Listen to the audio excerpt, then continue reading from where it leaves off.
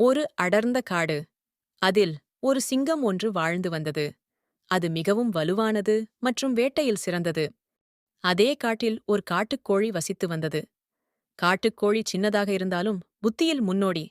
ஒரு நாள் சிங்கம் காட்டுக்கோழி பார்த்து, இந்த சின்ன கோழியை இன்று வேட்டையாட வேண்டும் என்று எண்ணியது. சிங்கம் காட்டுக்கோழியை பின்தொடரத் தொடங்கியது. காட்டுக்கோழி எப்போதும் கவனமாக இருந்தது. அது சிங்கத்தை பார்த்து, என்னை நீ விட்டுவிடுவாயா என்று கேட்டது. சிங்கம் சிரித்துக்கொண்டே, நான் உன்னை எளிதில் பிடித்து விடுவேன் என்றது. அப்போதே காட்டுக்கோழி ஒரு யோசனையை கண்டுபிடித்தது. அது அருகிலிருந்த ஒரு பழைய குழியைக் காட்டி, அந்த குழியில் நிறைய சதை இருக்கிறது. முதலில் அதை தின்று மகிழுங்கள் என்றது. ஆசையாக குழிக்குள் சென்ற சிங்கம் அதன் ஆழத்தை உணராமல் விழுந்து சிக்கியது.